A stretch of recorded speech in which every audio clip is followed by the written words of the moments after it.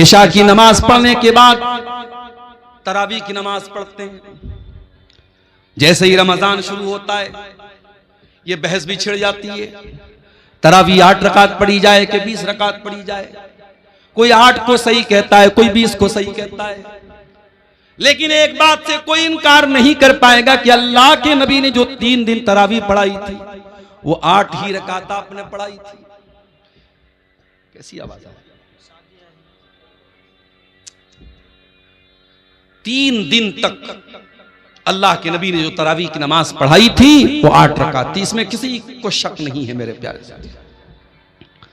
हजरत आयशा से पूछा गया अल्लाह के प्यारे रसूल की रमजान की नमाज कैसी थी, तरावी की नमाज जिसको हम कहते हैं, उसी के बारे में सवाल किया गया। मायशा कैफ़ कानत सलातु रसूलिल्लाह सल्लल्लाहु अलैहि वसल्लम की रमजान, अल्लाह के रसूल की रमजान की नमाज कैसी थी। सवाल करने वाला तरावी के बारे में सवाल कर रहा है। अल्लाह के प्यारे नबी फरमाते हैं मा कान यज़ीदु रसूलुल्लाह सल्लल्लाहु अलैहि वसल्लम अला 11 रकातन, अल्लाह के नबी 11 रकात से ज्यादा कभी नहीं पढ़ते थे। फी रमजान वला फी गैरिही, ना तो रमजान में आप पढ़ते थे ना गैर रमजान में पढ़ते थे। पता ये चला कि तरावी की नमाज कोई अलग नमाज नहीं है, ये वही तहज्जुद की नमाज है जो अल्लाह के नबी साल के बाकी 11 महीने 11 रकात पढ़ा करते थे। उसी नमाज को आसान बना करके हम इशा के फौरन बाद पढ़ लेते हैं, ताकि जो लोग रात में उठ करके तहज्जुद नहीं पढ़ सकते वो भी रमजान में तरावी पढ़ सके। भाई तहज्जुद की नमाज बड़े खुशनसीब लोगों को हासिल होती है, सब लोग तो तहज्जुद नहीं पढ़ता। कुरान में अल्लाह ताला जब अपने मुत्तकी बंदों का जिक्र करता है तो उनकी पहचान बताता है, वो तहज्जुद पढ़ते हैं।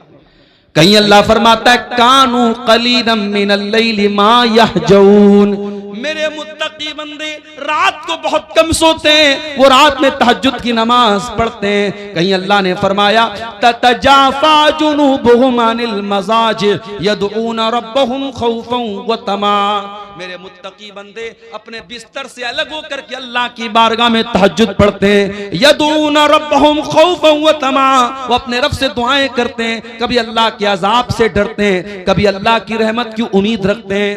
व मिम्मा रज़क़नाहुम युनफिकून, और तहज्जुद पढ़ने के बाद अल्लाह की राह में सदका खैरात करते हैं।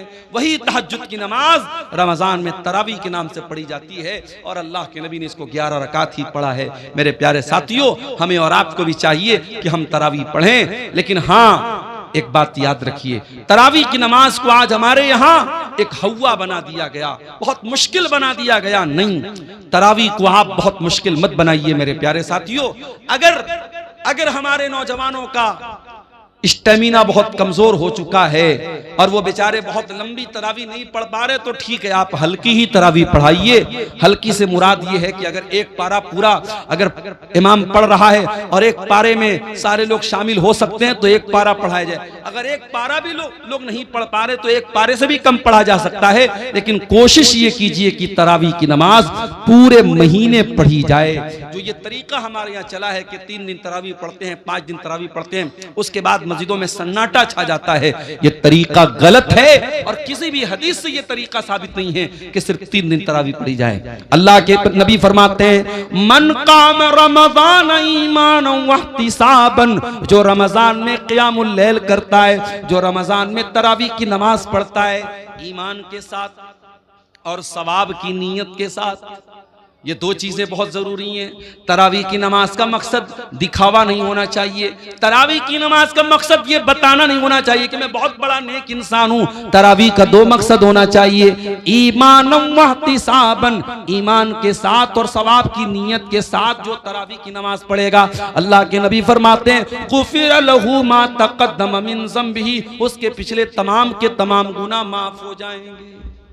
और ये भी याद रखिए, अभी आज एक फोन मेरे पास आया, मौलाना मैं एक जगह ड्यूटी कर रहा हूं, 12 बजे रात तक मेरी ड्यूटी है, मैं ड्यूटी से आने के बाद जमात तो मुझे नहीं मिलेगी, क्या मैं अकेले तरावी की नमाज पढ़ सकता हूं? मैंने कहा आप पढ़ सकते हैं, जायज है, लेकिन ये बात याद रखिए कि तरावी की नमाज जमात से पढ़ना अफजल है, जमात से पढ़ना अफजल और बेहतर है। इसलिए कि अल्लाह के नबी ने फरमाया, मन कामा मअल इमामी हत्ता यंसरिफ कुतिब लहू क़ियामुल लैला, जो इमाम के साथ क़ियामुल लैल करता है, जो इमाम के साथ तरावी की नमाज पढ़ता है, उसको पूरी रात तहज्जुद पढ़ने का सवाब मिलता है। इसलिए मेरे भाइयों, मस्जिद में तरावी का एहतमाम करो और औरतों के लिए भी इंतजाम करो ताकि माएं बहनें भी इस सवाब में शामिल हो सके, मर्द हजरात भी तरावी पढ़ें और पर्दे के साथ औरतों का भी इंतजाम करो, औरतें भी जाके तरावी की नमाज पढ़ें।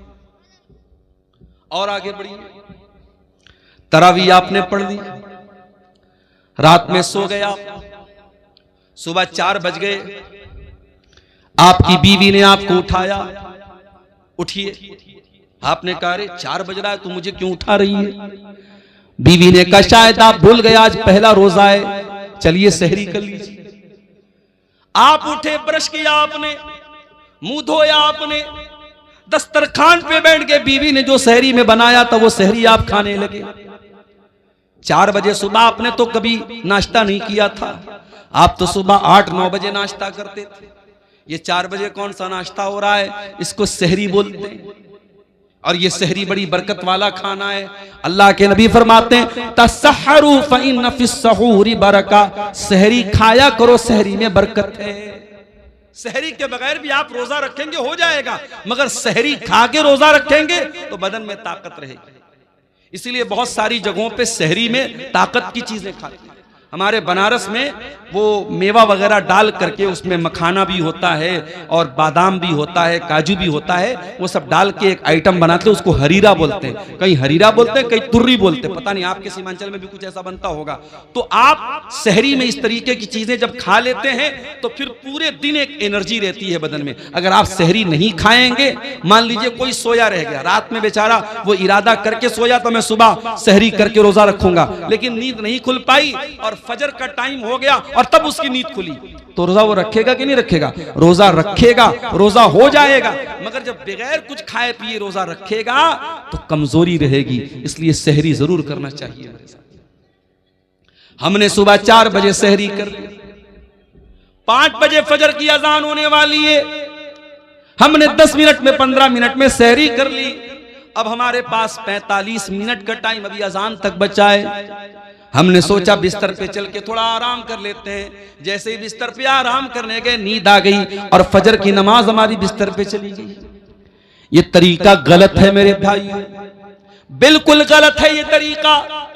आप 14-14 घंटे भूखे रहते हैं, आप रोजा रखते हैं, लेकिन अगर आप नमाज की पाबंदी नहीं करते हैं तो माफ कीजिएगा, रोजा इंपॉर्टेंट है, रोजा अहम है, लेकिन रोजे से भी ज्यादा इंपॉर्टेंट नमाज है। इस्लाम के 5 अरकान में कलमा पढ़ने के बाद दूसरे नंबर पे नमाज है और तीसरे नंबर पे ज़कात है और चौथे नंबर पे रोजा है। आप चौथे नंबर की चीज के लिए तो 14 घंटे मेहनत करते हैं, लेकिन दूसरे नंबर की चीज को आप गोल कर देते हैं, नमाज ही को गायब कर देते हैं। याद रखिए मेरे प्यारे साथियों, इस्लाम में रमजान के रोजे के पहले 5 वक्ता नमाज है, इसलिए नमाज छोड़ करके आप रोजा मत रखिए। अगर आप फजर की नमाज जाने का डर है तो आप सहरी थोड़ा लेट खाइए। अल्लाह के नबी की सुन्नत भी थी कि आप सहरी बहुत लेट खाते थे, यानी फजर की अजान से ठीक 10-15 मिनट पहले आप सहरी खा लीजिए और जब 10 मिनट बचा है आप वजू बना करके बैठ करके दुआ कीजिए, अल्लाह ताला से जिक्र कीजिए अल्लाह ताला का,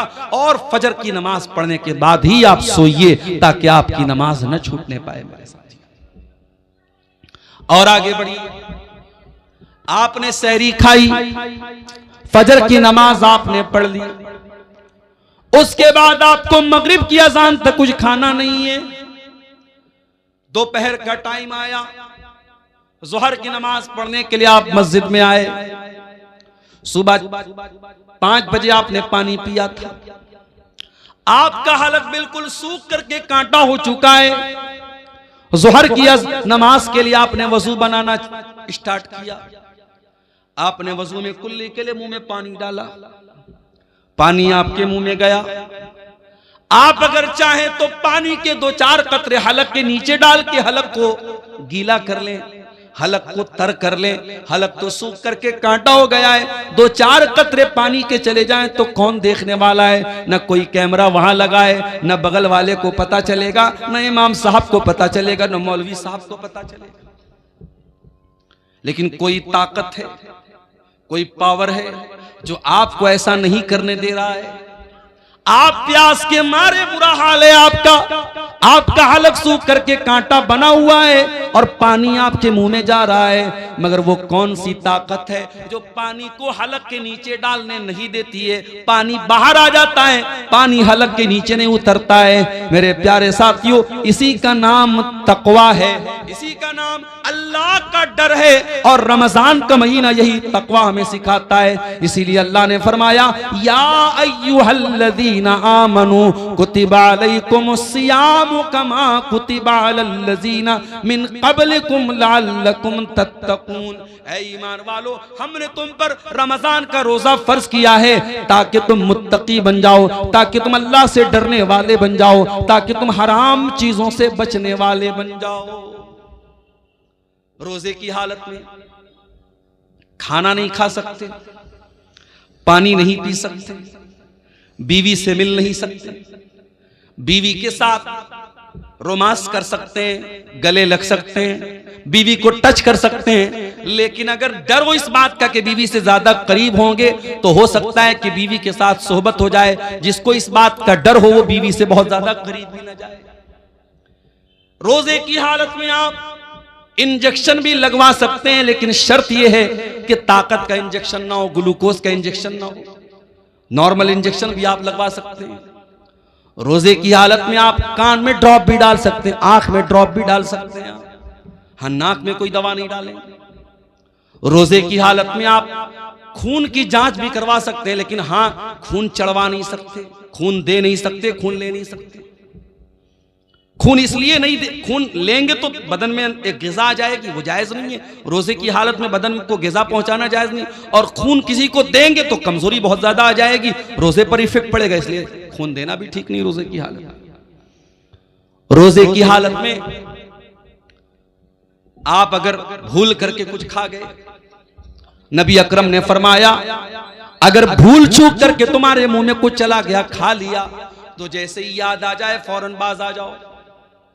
और तुमने जो भूल करके खा लिया पी लिया, उससे तुम्हारे रोजे पर कोई फर्क नहीं पड़ा, बस ये समझो कि तुमको अल्लाह ने खिला दिया।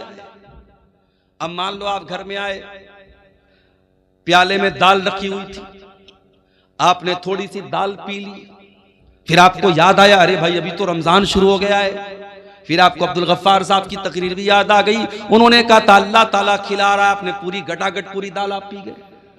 ये नहीं कर देना भाई, वरना मसला फंस जाएगा, बदनाम मैं हो जाऊंगा। जितना चला गया, जितना गलती से भूल से आपने खा लिया, बस वहीं स्टॉप हो जाओ। जैसे ही याद आ गया मैं रोजा, अच्छा अब ये भी है, बाज लोगों को याद कब आता है? जब पूरा खा पी के डकार लेते अल्हम्दुलिल्लाह, उसके बाद उनको याद आता है कि हाँ मैं रोजा हूं। तो इतनी कमजोर याददाश्त भी आपकी नहीं होनी चाहिए। रोजे की हालत में अगर भूल करके आपने खा लिया तो कोई गुनाह की बात नहीं। इसी तरीके से आप सुबह सहरी कर रहे थे, आप चाय पी रहे थे, आप दूध पी रहे थे, उतने में अजान शुरू हो गई, तो बर्तन में जितना दूध है, जितनी चाय है, उसको आप कंप्लीट कर लीजिए, उस पर अल्लाह ताला की आपकी कोई पकड़ नहीं होगी। अजान अगर होने लगे तो बर्तन में जो चीज आप पी रहे हैं उसको आप कंप्लीट कर सकते हैं, उसमें कोई गुनाह की बात नहीं। और ये भी नोट कर लीजिए, रोजे की हालत में अगर रात में इंसान अपनी बीवी से मुलाकात करता है, जाहिर है कि रात में तो जायज है, या रात में इंसान सो गया और वो नापाक हो गया, उसको एहतलाम हो गया, नाइट फॉल हो गया, अब सुबह वो उठा तो वो नापाक है, यानी उसके ऊपर गुस्ल वाजिब है। अब वो क्या करे? वो रोजा रखेगा कि नहीं रखेगा? रोजा रखेगा।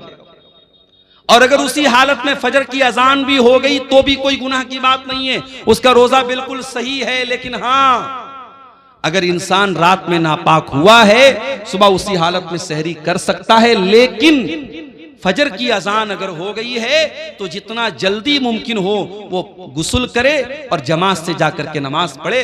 कुछ लोग क्या करते हैं, नापाक हो गए तो आराम से सोए रहते हैं, सुबह 8 बजे 9 बजे उठ करके गुस्ल करते हैं और फिर नमाज पढ़ते हैं। ये गलत है, ये नाजायज है, ये हराम है।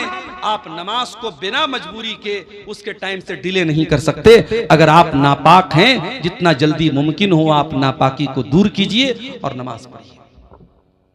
और यह भी याद रखिए, अगर फजर के 1 मिनट पहले भी औरत अगर हैज में थी और पाक हो गई, 1 मिनट पहले भी, मान लीजिए कि अगर 5:15 पे फजर की अजान हो रही है और 5:14 पर औरत को यह लगा कि मैं पाक हो गई हूं, मेरा हैज आना बंद हो गया, पीरियड आना बंद हो गया मेरा, तो उस दिन का रोजा वो रखेगी, उस दिन का वो रोजा रखेगी और फौरन वो गुस्ल करके फजर की नमाज भी पढ़ेगी। हां, अगर इसका उल्टा हो जाए, अगर फजर की अजान के 1 मिनट के बाद भी अगर औरत को जो है वो हैज आ जाए, तो वो उस दिन का रोजा नहीं रखेगी, वो नापाक मानी जाएगी, वो जितने दिन पीरियड में रहेगी वो रोजा नहीं रखेगी।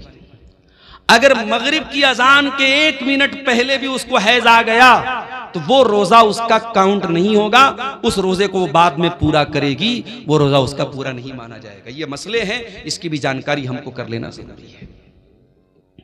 शाम का टाइम आया, आपने, बीवी आपकी कमरे में आती है, वही बीवी जो आपके लिए सर से पैर तक हलाल है, आपने रोजे की हालत में अपने आप को कंट्रोल किया है, बीवी के करीब नहीं जा रहे, आपको बहुत तेज भूख लगी, आपके घर में खाने पीने के बहुत सारे आइटम रखे हुए हैं, लेकिन आप उन चीजों को नहीं खा रहे, आपको प्यास लगी, आप कोई चीज पी नहीं रहे, ये रोजा हलाल चीजों को आपसे छुड़वा रहा है। खाना हलाल है लेकिन आप खाना नहीं खा रहे, पानी हलाल है लेकिन पानी नहीं पी रहे, बीवी हलाल है लेकिन बीवी के करीब नहीं जा रहे। मेरे प्यारे साथियों, ये रोजा हमें ये सबक दे रहा है, ऐ रोजा रखने वाले, अगर तू अल्लाह के हुक्म पर हलाल चीजों को छोड़ सकता है तो तू हराम को भी छोड़ सकता है, और अगर तू हलाल को छोड़ता है और हराम को नहीं छोड़ता है तो फिर तेरे रोजा रखने का कोई मतलब नहीं है।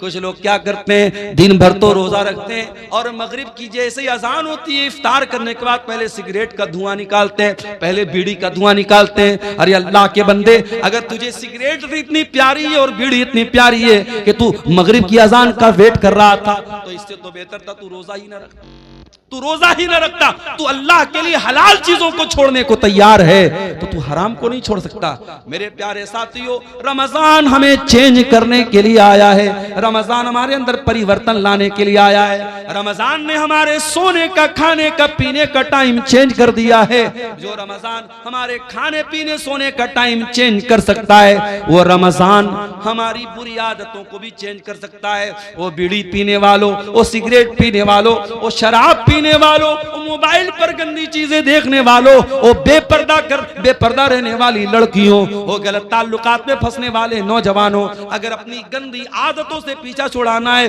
तो उसका बेहतरीन मौका है रमजान। रमजान तौबा का महीना है मेरे साथी। तौबा का मतलब क्या होता है? तौबा कहते किसको है अरबी ज़बान में?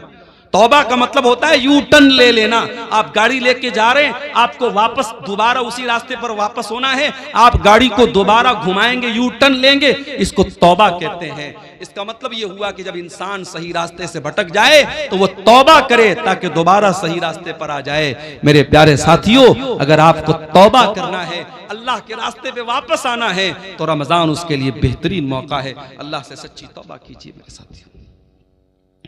4 दिन की जिंदगी है, हम नहीं जानते पूरा रमजान भी हमको नसीब होगा कि नहीं होगा, नहीं मालूम किसी दिन हार्ट अटैक आ जाए, इंतकाल हो जाए, नहीं मालूम किसी दिन बाइक से जा रहे हो कोई एक्सीडेंट हो जाए, बाइक से गिर के हम मर जाएं, नहीं मालूम कार से जा रहे हो कार किसी खाई में चली जाए, अल्लाह को प्यारे हो जाए। हमें तो ये भी नहीं मालूम कि कब मरेंगे, कहां मरेंगे। 5 चीजों का इल्म तो सिर्फ अल्लाह ताला के पास है। इन्नल्लाह इंदहु इल्मुस्साह, कयामत कब आएगी सिर्फ अल्लाह को मालूम है। व युनज़्ज़िलुल गैस, बारिश कब होगी, कितनी होगी, कहां होगी, अल्लाह को मालूम है। व यअलमु मा फिल अरहाम, और माँ के पेट से जो बच्चा पैदा होने वाला है वो क्या बनेगा, कितनी उम्र पाएगा, कितनी रोजी रोटी पाएगा, नेक बनेगा कि बुरा बनेगा, दीनदार बनेगा कि बेदीन बनेगा, माँ बाप का फरमाबरदार बनेगा या ना फरमान बनेगा, मुशरिक बनेगा या तौहीद वाला बनेगा, ये सारी बातें तो अल्लाह ही जानता है। वमा तदरी नफ्सुम माज़ा तक्सिबु गदा, और कोई नहीं जानता कि कल वो क्या करेगा।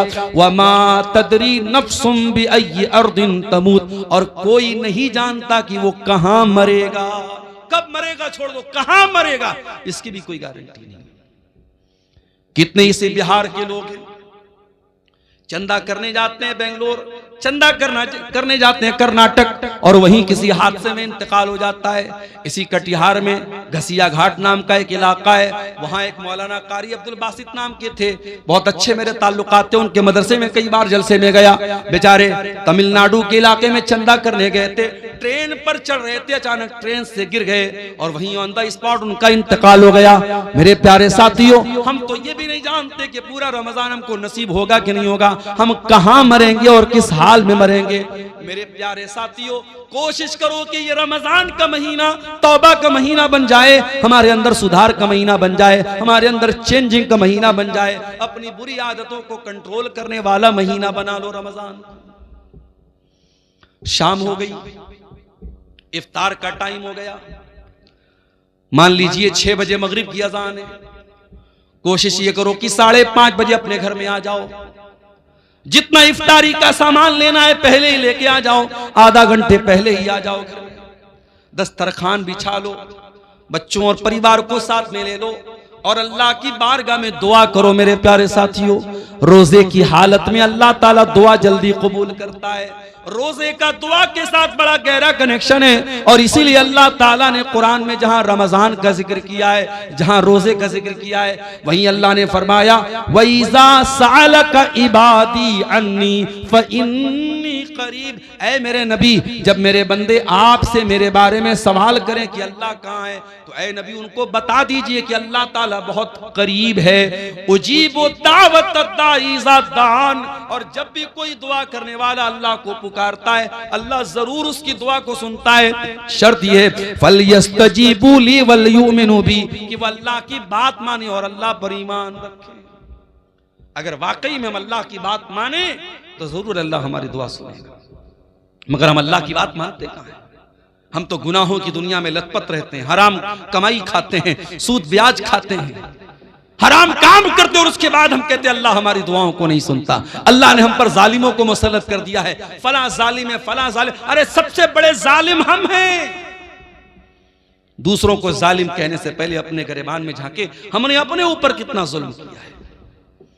इसलिए मेरे प्यारे साथियों, रमजान में दुआ करो, और दुआ करना है तो जरा नबियों से सीखो कि दुआ कैसे की जाती है। आदम अलैहिस्सलाम से गलती हो तो क्या दुआ की उन्होंने, और रब्बना ज़लमना अनफुसना व इल्लम तगफिर लना व तरहमना लनकूनन्ना मिनल खासिरीन। ऐ परवरदिगार, हमने अपनी जानों पर जुल्म किया है, और अगर तूने नहीं बख्शा और तूने रहम न किया, ऐ अल्लाह हमसे ज्यादा खसारा उठाने वाला कोई न होगा। यूनुस अलैहिस्सलाम को देखो, मछली के पेट में, जहां दुनिया का कोई नेटवर्क काम नहीं करता, वहां क्या दुआ कर रहे हैं, फनादा फिज़्ज़ुलुमाति अल्ला इलाहा इल्ला अंता सुब्हानका इन्नी कुन्तु मिनज़ ज़ालिमीन। यूनुस अलैहिस्सलाम ने तीन अंधेरों में, समंदर का अंधेरा था, पानी का, समंदर का अंधेरा था, रात का अंधेरा था, और मछली के पेट का अंधेरा था, तीन अंधेरों में उन्होंने अल्लाह को पुकारा। और क्या पुकारा, ला इलाहा इल्ला अंता सुब्हानका इन्नी कुन्तु मिनज़ ज़ालिमीन। ऐ अल्लाह तू पाक है, ऐ अल्लाह तेरे सिवा मेरा कोई सहारा नहीं है, ऐ अल्लाह तू पाक है, इन्नी कुन्तु मिनज़ ज़ालिमीन। ऐ अल्लाह मैं जालिम हूं, मेरी गलती है। दुआ मांगने का तरीका सीखो मेरे प्यारे साथियों नबियों से। इसीलिए अल्लाह के नबी फरमाते हैं, मछली वाले नबी की दुआ बहुत बेहतरीन दुआ है, और मुसलमान जब भी किसी मुसीबत में ये दुआ करेगा, अल्लाह ताला जरूर उसकी दुआ को सुनेगा। इब्राहिम अलैहिस्सलाम को देखो, 85 साल की उम्र हो चुकी है, औलाद नहीं है।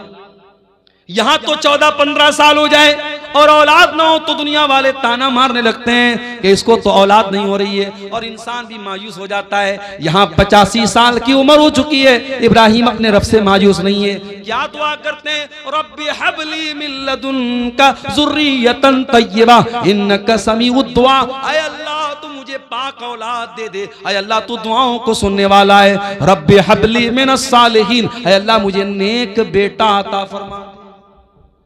अय्यूब अलैहिस्सलाम को देखो, बीमार हैं, पूरे बदन में जख्म है, पूरे बदन से खून बह रहा है, पूरे बदन में परेशानी है, और अय्यूब अलैहिस्सलाम दुआ कर रहे हैं, व अय्यूबा इज़ नादा रब्बहू अन्नी मस्सनियद्दुर्रु व अंत अरहमुर राहिमीन। कहते अय अल्लाह मुझे ये बीमारी पहुंची है, अय अल्लाह मुझे ये तकलीफ पहुंची है, और अय अल्लाह सबसे बड़ा रहम करने वाला तू है, अगर तूने रहम न किया तो तेरा बंदा कहां जाएगा।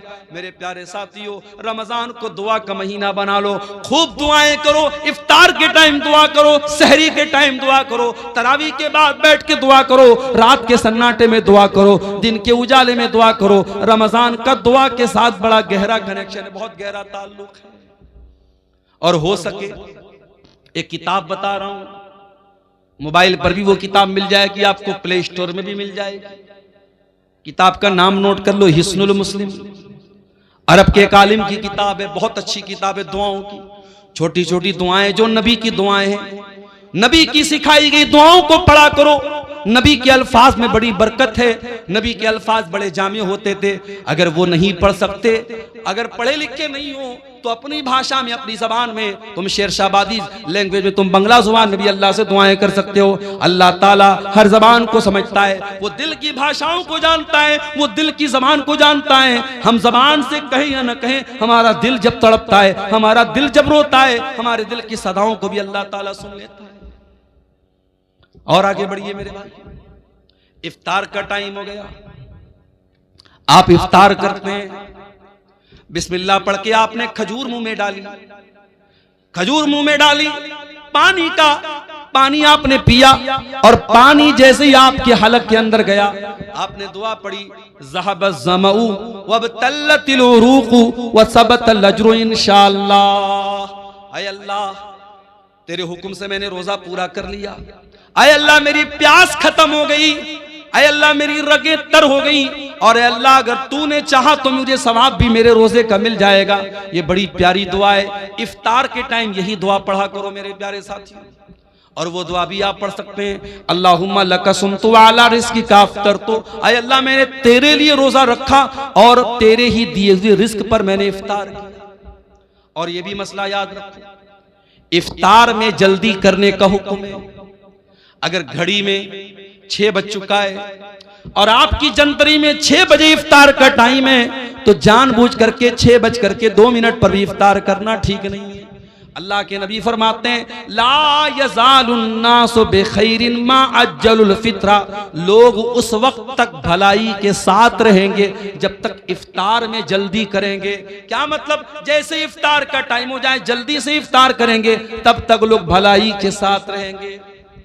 बात समझ में नहीं आई? मौलाना साहब, एक आदमी 6 बजे इफ्तार कर रहा है, एक आदमी 6:05 पर इफ्तार कर रहा है, वो 5 मिनट ज्यादा रोजा रख रहा है, उसको तो और ज्यादा सवाब मिलना चाहिए। और आप अल्लाह के नबी की हदीस पढ़ रहे हैं कि जो लोग इफ्तार में जल्दी करेंगे वो भलाई के साथ रहेंगे।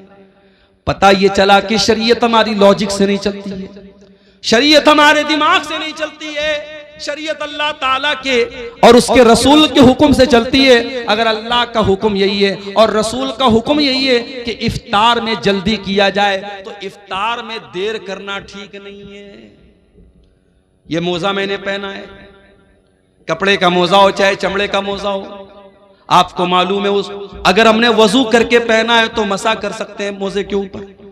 कभी आपने गौर किया, मोजे का जो नीचे का हिस्सा होता है वो ही ज्यादा गंदा होता है, लेकिन जब हम वजू करते हैं तो मोजे के ऊपर के हिस्से पर मसा करते हैं, हम नीचे के हिस्से पर मसा नहीं करते हैं। पता ये चला कि दीन अकल और राय का नाम नहीं है, दीन तो अल्लाह और उसके रसूल के हुक्म का नाम है। इसीलिए इफ्तार में जल्दी करने का हुक्म दिया गया है। और ये भी नोट कर लो मेरे भाई, आज जैसे ही रमजान का महीना आता है, मर्दों की डिमांड क्या होती है, 20 तरीके का आइटम बनाया जाए। हो सकता है कि आपके शेरशाबादी समाज में शायद उतनी वैरायटी ना होती हो, लेकिन आप अगर बनारस चले जाएं, आप लखनऊ चले जाएं, आप हैदराबाद चले जाएं, आप मुंबई चले जाएं, तो इफ्तार के दस्तरखान पे आपको 20 तरीके के आइटम मिलेंगे। मुझे उससे कोई एतराज नहीं, अल्लाह ने आपको दौलत दी, आप खूब खाइए, मना नहीं है मेरे भाई, लेकिन मुझे इस बात के से शिकायत है कि आज अपने घर की औरतों के ऊपर हमने इतना ज्यादा बोझ डाल दिया है। इतने सारे आइटम उनको बनाने होते हैं रमजान के अंदर कि बेचारी असर के बाद से लेकर के वो अफ्तार के आइटम बनाने में उनका टाइम लग जाता है, और मगरिब के बाद बेचारी बर्तन धोने में उनका टाइम लग जाता है। उनको इबादतों का टाइम नहीं मिलता, उनको कुरान पढ़ने का टाइम नहीं मिलता, उनको दुआ करने का टाइम नहीं मिलता। मेरे प्यारे साथियों, अपने मुंह के स्वाद के लिए और अपने पेट के लिए अपने घर की औरतों पर अत्याचार न करो, अपने घर की औरतों पर जुल्म न करो। अरे सिंपल जो खाना आम दिनों में खाते हो वही सिंपल तरीके से रमजान में भी खाओ। ठीक है, 2-4 आइटम बढ़ गए, कोई हर्ज की बात नहीं है, लेकिन बीवी के ऊपर इतना ज्यादा अत्याचार करना कि बेचारी दिन भर खाना ही बनाती रहे और इफ्तार के बाद पूरी कई घंटे वो बर्तन ही धोती रहे, ये औरतों पर जुल्म है। इससे भी हमें और आपको बचना है।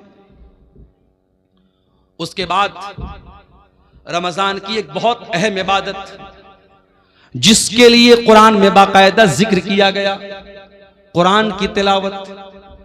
रमजान में कसरत से कुरान की तिलावत करो, इसलिए कि रमजान के महीने में ही कुरान उतारा गया। फरमाया शहरु रमजान अल्लज़ी उन्ज़िला फ़ीहिल कुरान, रमजान के महीने में कुरान उतारा गया। हुदल लिन्नास, और ये कुरान सारी मानवता के लिए हिदायत बन करके आया। व बय्यिनातिम मिनल हुदा वल फुरकान, और इस कुरान की आयतें सच्चाई को खोल खोल के बयान करने वाली हैं। कभी आप अपने दिल पर हाथ रख के बताइए मेरे भाई, आपने पिछले रमजान में कितना कुरान पढ़ा था? मोबाइल पर आपने न जाने कितनी रील्स देखी थी, फेसबुक के ऊपर आपने न जाने कितना टाइम खर्च किया था, यूट्यूब पर आपने न जाने कितने वीडियोस देखे थे, लेकिन आप अपने दिल पर हाथ रख के बताइए कि आपने कुरान कितना पढ़ा था।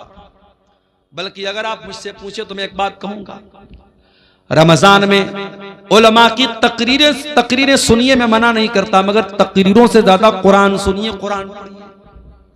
रमजान को कुरान के लिए खास कर दीजिए। और आज भी आप देखिए जो हरमैन के इमाम है, जब वो कुरान पढ़ते हैं कितना अच्छा लगता है। शेख अब्दुल रहमान अस्सुदैई जब अपनी आवाज में कुरान पढ़ते अल्लाह अल्लाह, कितना प्यारा लगता है। शेख सऊद अशरम तो चले गए, लेकिन मौजूदा जो इमाम हरमैन है उसमें एक नाम शेख बदर तुर्की का है, कितना प्यारा कुरान पढ़ते हैं। आप मोबाइल पर हेडफोन लगा के अगर शेख बदर तुर्की की जबान से कुरान सुनेंगे और आंखें बंद कर लेंगे, आपको ऐसा लगेगा आप हरम में खड़े, आप मक्का में खड़े, आप मस्जिद हराम में खड़े। वो लोगों, तुम कुरान पढ़ो तो सही एक बार।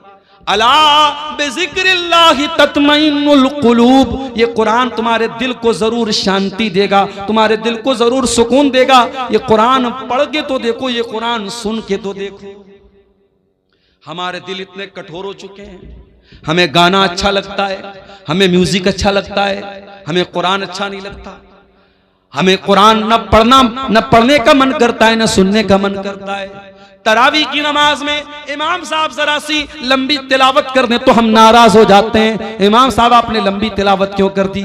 हमें कुरान 10 मिनट ज्यादा सुनना भी गवारा नहीं है। वही नौजवान जो आधा घंटे तरावी की नमाज में खड़ा नहीं हो पाता है और बैठ करके आराम आराम से तरावी पढ़ता है, वही नौजवान 1-1 घंटा खड़े होकर के 50 ओवर का क्रिकेट मैच देख लेता है। अभी इस बार वर्ल्ड कप का 2020 वर्ल्ड कप चल रहा है। अपने नौजवानों से एक बात कहना चाहूंगा, ये वर्ल्ड कप का जो मैच है ये तो होता रहेगा, लेकिन रमजान पता नहीं दोबारा हमको मिलेगा कि नहीं मिलेगा।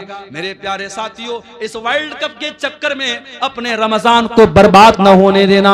इस वर्ल्ड कप के मैचों के चक्कर में आप जब मैच देखेंगे तो मैच में एडवर्टीजमेंट भी आएगा, प्रचार भी आएगा, उसमें नंगी लड़कियां भी आएंगी, उसमें नंगा प्रचार भी आएगा, और उसमें जब मैच देखेंगे तो दर्शकों को भी दिखाया जाएगा, उसमें खूबसूरत लड़कियां भी नजर आएंगी, और आप रोजे की हालत में ये सारी चीजें देखेंगे। इसलिए खबरदार, कहीं रमजान के रोजे को आपका ये वर्ल्ड कप का मैच बर्बाद न कर दे। इसलिए वर्ल्ड कप के मैच से भी होशियार रहना मेरे साथी। कुरान को टाइम दो। इमाम मालिक रहमतुल्लाह अलैह बहुत बड़े इमाम थे, हदीस का दर्स दिया करते थे। पूरी दुनिया से उनके पास लोग हदीस पढ़ने आया करते थे, लेकिन जब रमजान का महीना आता था इमाम मालिक ऐलान कर देते थे, वो लोगों मैं रमजान में हदीस नहीं पढ़ाऊंगा, मैं साल भर हदीस पढ़ाता हूँ। ये कुरान का महीना आ गया, ये रमजान का महीना आ गया, एक महीने के लिए मुझे कुरान के साथ छोड़ दो, मैं कुरान को पढ़ूंगा, कुरान पर गौर करूंगा। वो लोगों कुरान को पढ़ो रमजान में, कुरान को सुनो रमजान में और कुरान पर गौर करो। ये दिल पर जो गुनाहों की लेयर चढ़ी है, ये दिल पर जो गुनाहों की परत चढ़ी है, जब कुरान पर गौर करोगे तो ये परत टूट जाएगी, ये परत गिर जाएगी।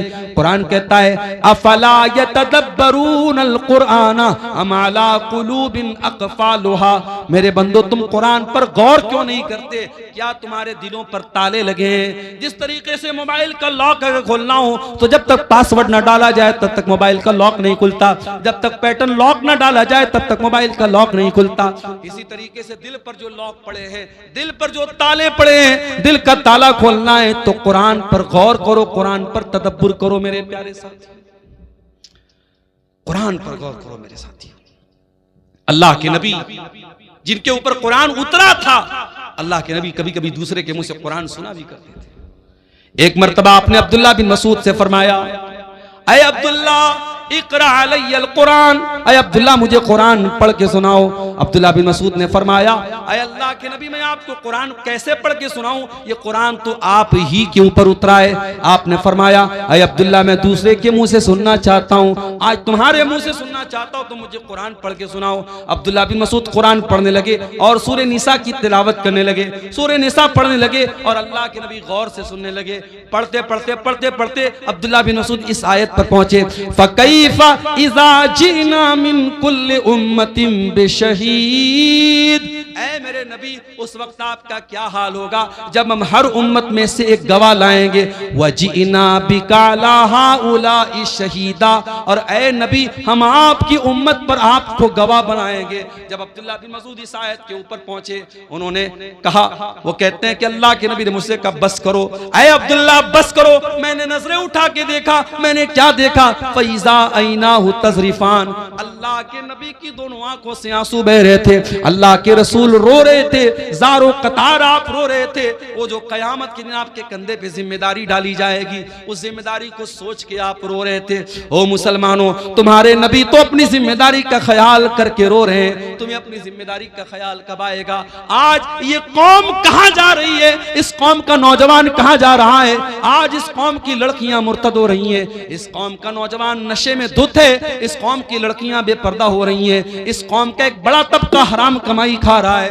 वो लोगों तुम्हें कोई चिंता नहीं है, तुम्हारे दिमाग में कोई टेंशन नहीं है। तुम्हारे नबी तो यही टेंशन लेके दुनिया से चले गए। तुम्हारे नबी को तो एक ही टेंशन थी, फलअल्लका बाखिउन नफ्सका अला आथारिहिम इल्लम युमिनु बिहाज़ल हदीस असफा। ऐ मेरे नबी आपको इतनी टेंशन है, आपको इतनी चिंता है लोगों के ईमान लाने की, कहीं इस टेंशन में आप जान न दे दे। आपके नबी को तो इतनी टेंशन थी, मगर आपको कोई टेंशन नहीं है। अल्लाह के प्यारे नबी उस जिम्मेदारी का एहसास करके रोने लगे, कुरान सुन करके रोने लगे। मेरे साथ कुरान सुनो तो सही अच्छे कारी की आवाज में, खास तौर से जो अफ्रीकन कारी होते हैं, उसमें एक कारी है, कभी यूट्यूब पर सर्च मारिएगा, सूफी अब्दुल रशीद नाम है उनका, ये शायद उधर अफ्रीका वगैरह कहीं के हैं। आवाज बिल्कुल नॉर्मल है, लेकिन जब कुरान पढ़ते हैं दिल में जाके लगता है मेरे साथी, बड़ा प्यारा कुरान पढ़ते, सूफी अब्दुल रशीद नाम है। अच्छे कारी की आवाज में आप कुरान सुनिए, आप ये गाने बजाने भूल जाएंगे, दिल पर जो असर पड़ेगा मेरे साथियों आप मैं बयान नहीं कर सकता उसको। रमजान को कुरान का महीना बनाइए मेरे साथियों, और आगे बढ़िए। एक और काम अल्लाह के नबी करते थे रमजान में। अब्दुल्ला बिन अब्बास कहते हैं अल्लाह के नबी रमजान में बहुत ज्यादा सखावत किया करते थे, अल्लाह की राह में दान दिया करते थे। आज भी मुसलमान अपने माल की ज़कात इसी रमजान के महीने में निकालता है।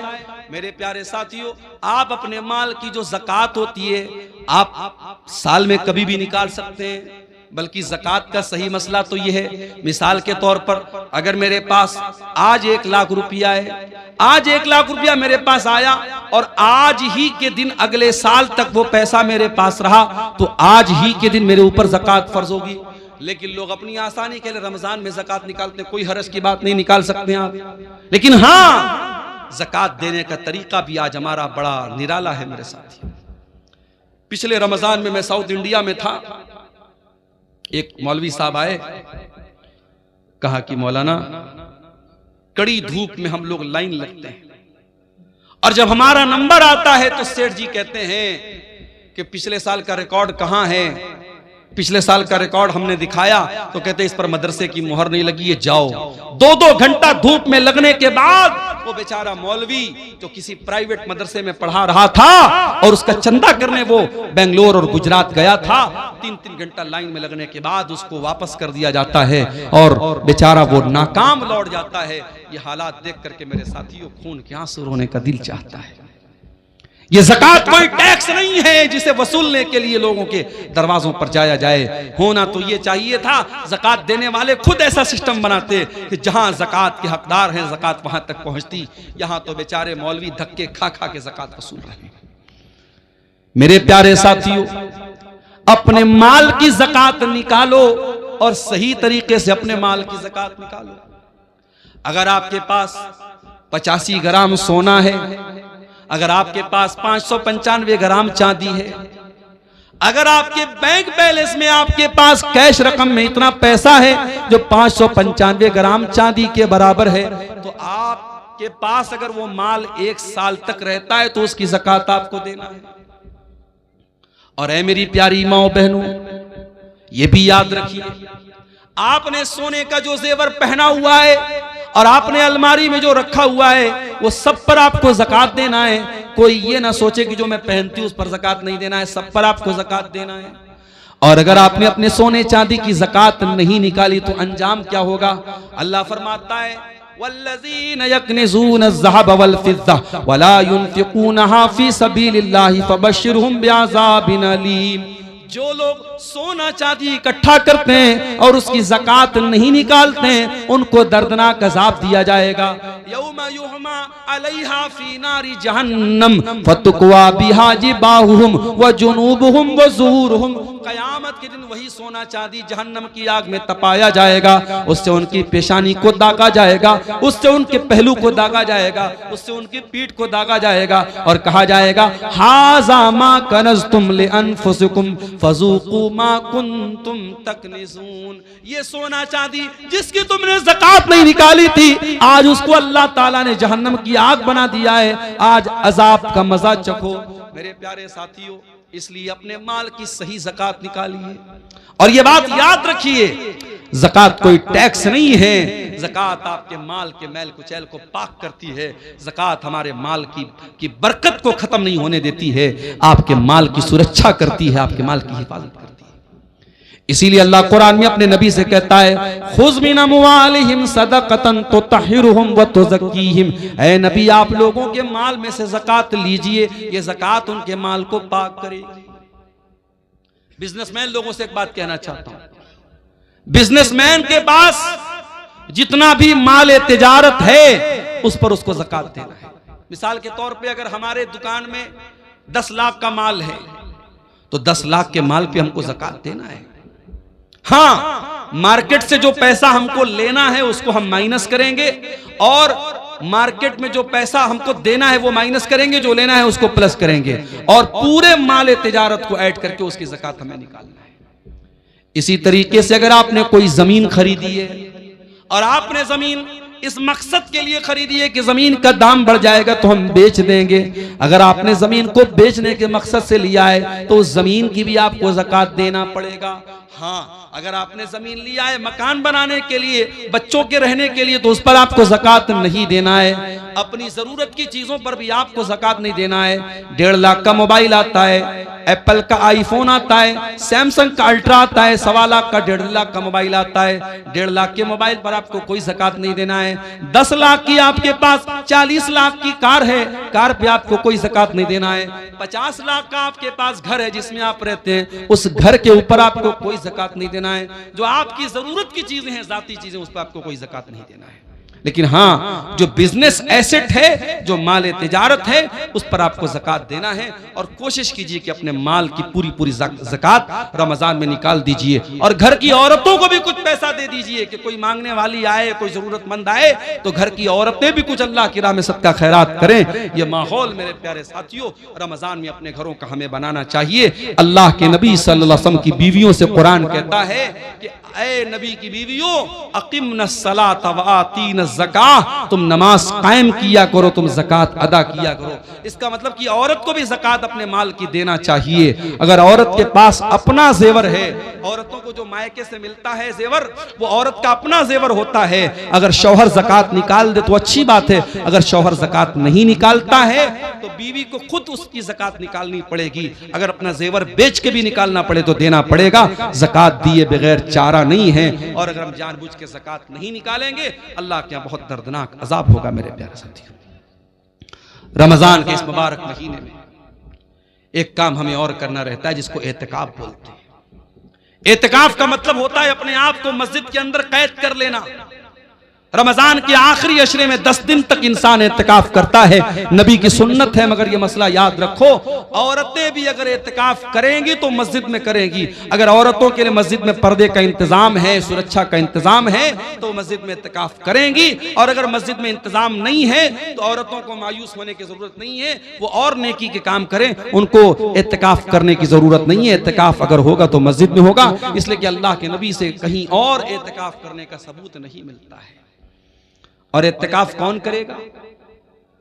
आज तो हालात ये पूरे पूरे गांव में कोई इत्तिकाफ नहीं करता है।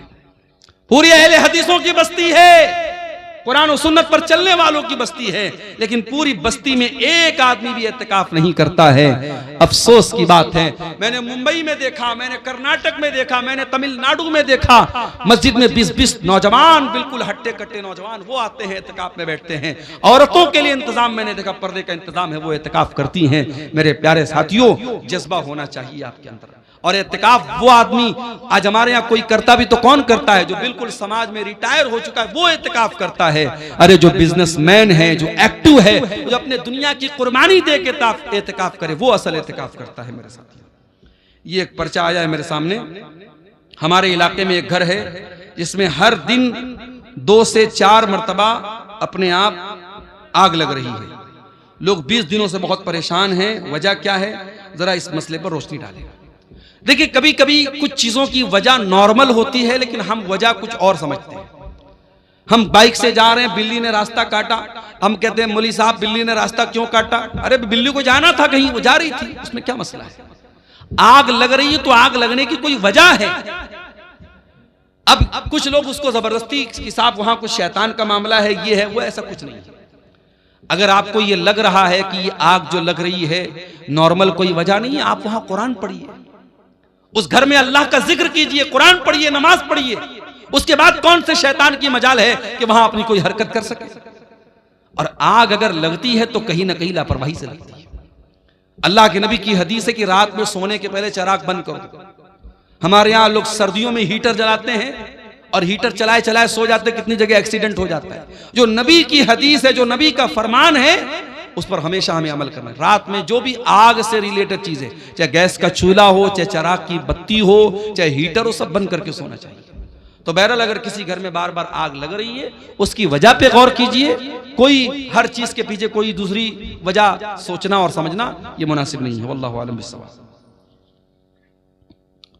ज़कात के माल से क्या मदरसे के उस्ताद, क्या इतना ही लिखा है? मदरसे के उस्ताद को शायद ये पूछना चाह रहे कि मदरसे के उस्ताद को तनख्वाह दे सकते हैं कि नहीं।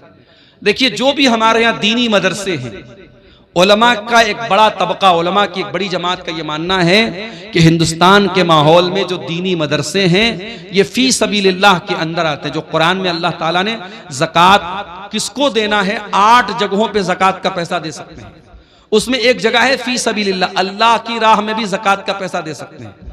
तो उलमा की एक बड़ी जमात का कहना है कि मदरसा जहां दीनी तालीम होती है वहां पे हम ज़कात दे सकते हैं, क्योंकि वो फी सबीलिल्लाह के अंदर आता है।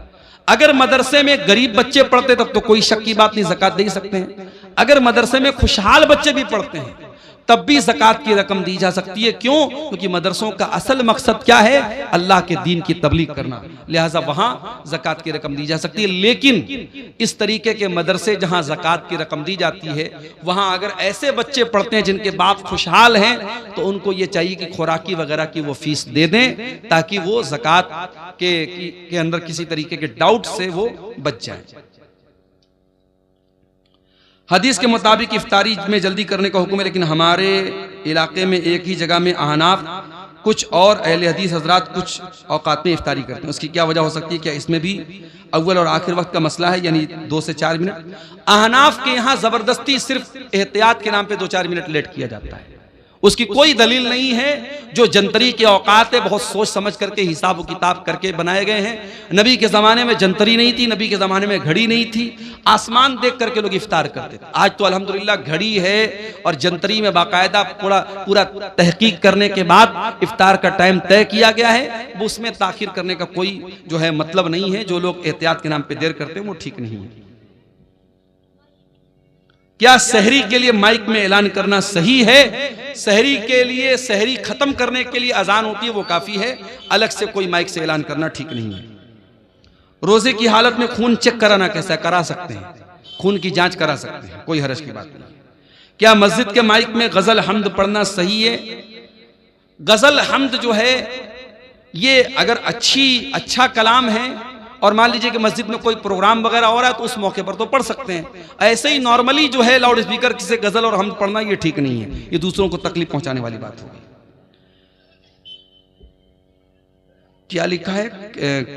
कय के होने से क्या रोजा टूट जाए? अगर बीमारी की वजह से उल्टी होगी किसी को तो खुद से जो उल्टी हो जाती है उससे रोजा नहीं टूटता है, उल्टी होने से रोजा नहीं टूटता है। हाँ, कोई जानबूझ करके अपने मुंह में हाथ डाल के उल्टी करे तो उससे रोजा टूट जाएगा, लेकिन जो खुद से बीमारी की वजह से उल्टी होती है उससे रोजा नहीं टूटेगा। क्या झूठ बोलने से रोजा टूट जाता है? झूठ बोलने से रोजा टूटता नहीं है, मगर झूठ बोलना रोजे की हालत में हराम है। अल्लाह के नबी ने फरमाया अगर कोई आदमी रोजा रख करके भी झूठ बोलता है तो फिर अल्लाह ताला को उसके रोजे की कोई जरूरत नहीं है। इफ्तार कराने से कितना सवाब मिलता है? आप जिसको इफ्तार कराएंगे उसको उसके रोजे का पूरा सवाब मिलेगा और उतना ही सवाब आपको भी मिलेगा। इसलिए कोशिश ये कीजिए कि रमजान में रोजाना एक आदमी को अपने साथ बिठा के इफ्तार कराइए ताकि आपको हर रोजे का डबल सवाब मिले। लेकिन यहाँ जो इफ्तार करने आएगा आपके घर में वो बेचारा कहीं ये ना सोचे कि मेरे सवाब में कोई कमी आएगी, उसको पूरा सवाब मिलेगा, लेकिन इफ्तार कराने वाले को डबल सवाब मिलेगा। सहरी के लिए वजू करना जरूरी है? नहीं, वजू भी जरूरी नहीं है, बल्कि नापाकी की हालत में भी आप सहरी कर सकते हैं, लेकिन हाँ फौरन गुस्ल करके आप जमात से फजर